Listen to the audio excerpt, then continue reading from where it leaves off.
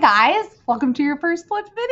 It's so exciting. So tonight we're going to talk about something new in math, and it's something that you already know, but we're just going to spend a little bit more time on it, okay? So the way the flip video works is whenever I'm talking, I want you to make sure that you're watching me, okay? Watching me write, watching me do stuff with my hands. You know, I do a lot with my hands. So you're going to spend some time watching me, and then I will tell you when to write, okay? So you should have your green journal out, your math journal, okay? And again, so right now you're not writing anything, but I will tell you when it's time to write, okay? And when it's time to write, you can pause it and just write what I've written. Sound good? Okay, let's get started. So tonight we're going to talk about relating addition and subtraction. So I'm going to make myself smaller and put me up here, maybe. There we go. Smaller, Miss Hargrove. And we're going to choose maybe a green marker, and we're going to say relating addition and subtraction. So once I get my iPad up and running and connected to my computer, which will be very soon, I will be able to do all of this on my iPad, and you'll be able to see what I'm doing on my iPad. But for right now, I'm writing on my computer with my finger. So if it looks a little bit messy, that's why, okay? So relating addition and subtraction, we know that addition and subtraction are related, right? We know that if we add two numbers, I can use those same two numbers with the sum to make a subtraction problem, can't I? And we know that, for example, if I have 3 plus 5 equals 8, well, guess what? I know, so don't write this yet. Remember, we're pausing. I will tell you when to pause and write, but for right now, you're just watching me and watching the screen, okay? So if I have 3 plus 5 equals 8, in this problem, we have two parts and we have a whole. Okay, so we're going to draw a part, whole box. We've seen this guy before, right? And I have 2 parts, so I'm going to have 2 parts down below. Okay, and in my part, whole box, I'm going to fill these things in. So here is what's the answer to an addition problem called? Think about it. It's called a sum, right? And so that's going to go in our total right there. Okay, and our parts are the things that we're adding together. And what are those called? What are the things we add together called? They're called add-ins, right? So we're going to put our add-ins in the part boxes down here.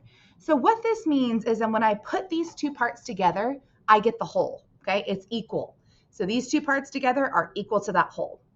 So I can use this same part, whole box to make a subtraction problem, okay? So if I have my total, for a subtraction problem, I always start with the total, and I can take away either one of those parts. And guess what I'm going to be left with?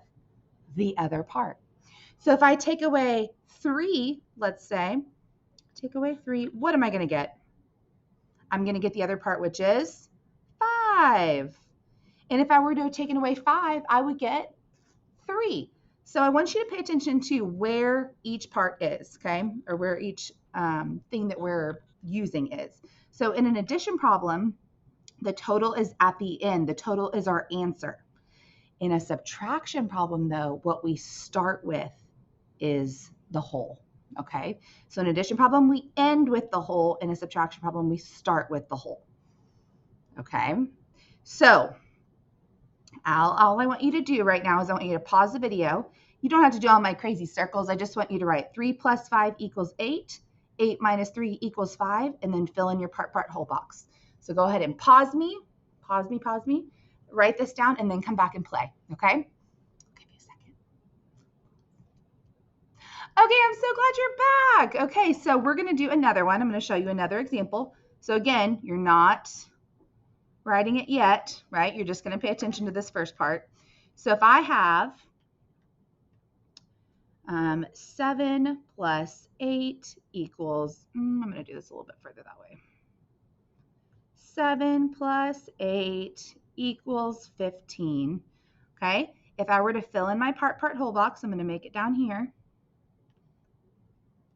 What is the total of this problem? What is the whole? Think about it. What's the whole of the problem? It's 15. So I'm going to put 15 as my whole. Okay. How many parts do I have? How many parts do I have? 2 parts. So I'm going to have 2 parts down here.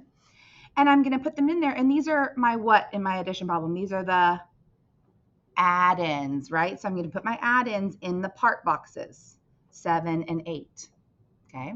And that means, remember, 15 is equal to 7 and 8 put together, all right? So I can take these same numbers and I can use them to make a subtraction problem. But when I make the subtraction problem, I have to start with the what? What do I always start with in a subtraction problem? The whole. What is the whole in this case? 15.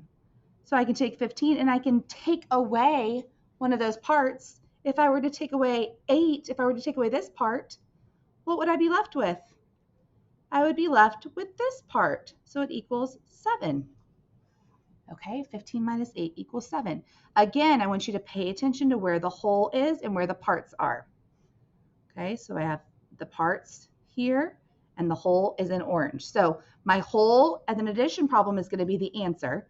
My whole in a subtraction problem is going to be what I start with. Okay, so I want you to head over to Seesaw and you're going to complete the activity. I want you to pay attention to what you wrote down. In just a second, I'm going to have you pause. You'll finish the video and you can finish copying down what I wrote, okay? But in what we've written here, we have part, whole boxes, and we have our addition problem and a subtraction problem. We could of course do another addition problem with the commutative property, right? And we could also do another subtraction problem where we switch the parts, right? But we're not going to practice that yet. We're just going to practice doing one addition, one subtraction. And the important thing to remember is that the numbers are related. Okay, the two problems both have the same numbers in them, right? We're just rearranging where they are. Okay, so go ahead and pause the video right here and you can finish copying down that second section of your notes. Okay, and you don't have to worry about doing the circles around everything. Just worry about writing 7 plus 8 equals 15, 15 minus 8 equals 7, and fill in your part, whole. Okay, so pause the video here and I'll see you tomorrow. Bye, guys.